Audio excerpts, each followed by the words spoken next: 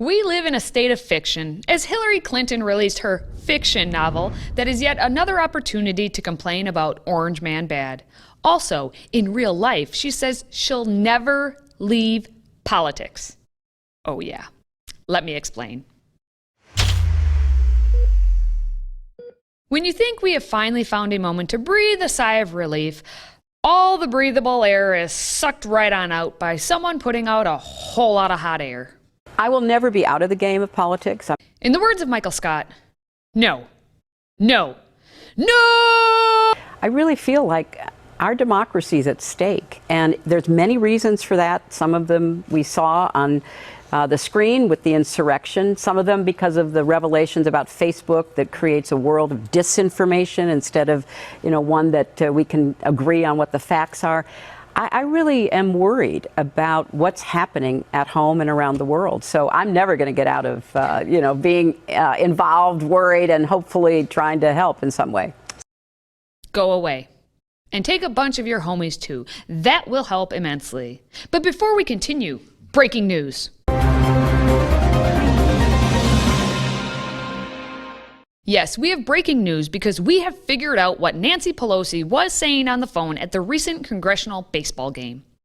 As you can see, it appears that Nancy was in fact saying, "Let's go, Brandon." When you play it back, it is quite clear to anyone who wants it to be that. It is possible that she said it. We don't know. Drivers, start your engines! Let's go, Brandon! And many of you did want Brandon to go when answering last week's question of the day, so thank you for participating. But that brings us to today's question. Why won't Hillary Clinton leave politics? And why won't she take Nancy with her? Please comment below. And make sure to share this video so they can answer this pressing question in the name of democracy, which is not what we have because we have a constitutional republic. But alas, let's get to the State of Terror, the name of Clinton's book that she co-authored with Canadian novelist Louise Penny. State of Terror also happens to be the name for the panic porn that is pushed on all of us by those wishing to keep us in a state of fear against one another. We wanted this book to be a political thriller. We do want you to be on the edge of your seat, but we also wanted it to be about relationships, about love. We wanted it to have a lot of heart. We wanted it to feel like you were getting to know people who were in the cauldron of these fast-moving, dangerous threats, but never lost their humanity, which sometimes is, kind of hard to keep. Yes, keeping humanity is difficult for some people like her. Here's the premise.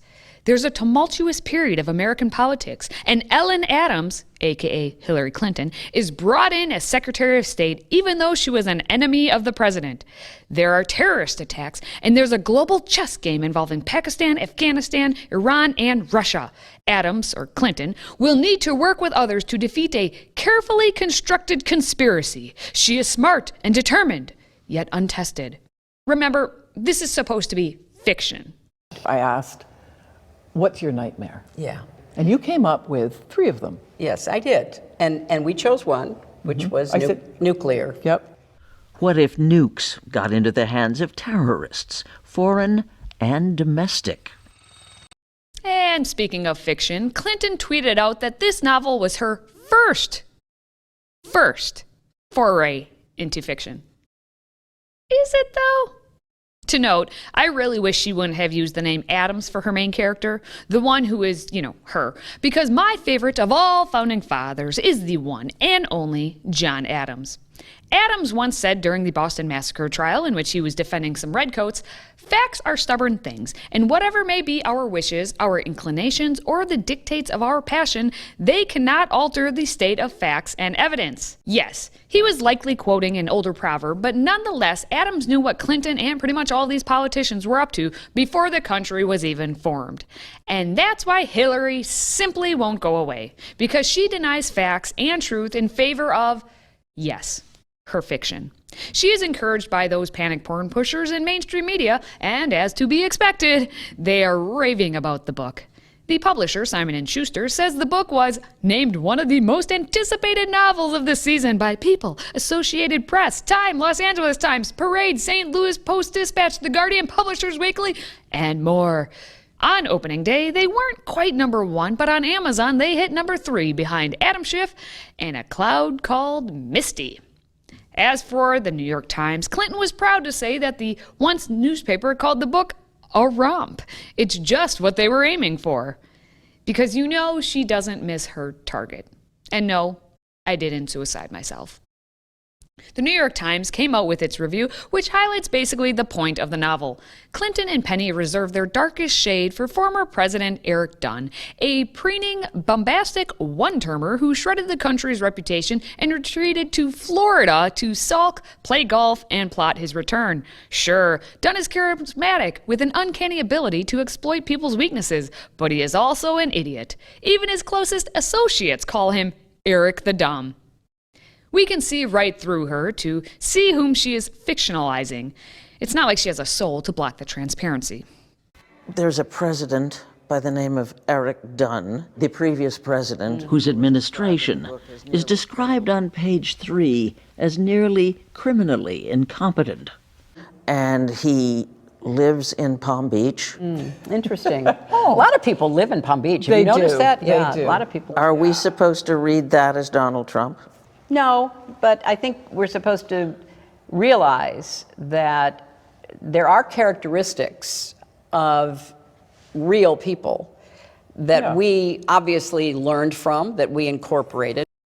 No, but hee hee. The Washington Post had its own interesting take on the book, making the connection of how Hillary and Billy Boy have different fantasy lives, since in her book she is underestimated and she leans into her pantsuit, while in Bill's recent fictional books about being president, the character is ruggedly handsome and is a former soldier known for bravery and being faithful to his spouse. There is some fiction. Also, in both books, the spouses of the main characters are dead, so there's that. But happy anniversary, according to Hillary's post. Of course, the timing of the anniversary and her book release is overlapping, which means it takes her away from Bill to be promoting the book. Again, facts are stubborn things. It should be noted that Hillary got together with the co-author of the book because she was a fangirl initially who wrote to Penny. I had lost my husband in 2016, just before the election. Hillary wrote the most wonderful letter of condolence. Very detailed about my husband, Michael. And she had never met me. She hadn't met Michael. You'd read the books, I right? loved your books, though, Louise. But- I felt like I knew you. And you took time out from the most brutal election campaign to write to a Canadian who can't even vote. It was an act of kindness that I've rarely seen, and selflessness. Interestingly enough, Penny's books include All the Devils Are Here, Kingdom of the Blind, Bury Your Dead, and The Hangman. By the titles alone, I can see why Hillary is such a fan. But just think about that for a moment. The one woman who wrote books with those titles, and then you have Hillary Clinton who loves that woman's books, and Hillary then found her to befriend her, and now she wrote a book with the novelist and called the book State of Terror. Does anyone see what I'm seeing here? It's a cautionary tale. It is a cautionary tale. Indeed, it is a cautionary tale. So it's up to you. Read the book, don't read the book. Escape our reality for the reality that Clinton is trying to make. When you're done, you can determine if it is fact or fiction. In the meantime, please take a moment to share this video so we can be terrified by the state. Until next time, let's go, Brandon, and stay healthy, America. Hey team, most of you know our shows have been censored by Facebook and YouTube for years, which makes it very hard to keep up with the cost of production. Thanks to our Patriot Club members, we have not only been able to keep things going, but to add more programming. We're doing 18 new shows a week. 18. In fact, we've got big plans in motion for our viewers, especially our Patriot Club members. So please consider supporting our freedom-loving media by joining the Patriot Club this year.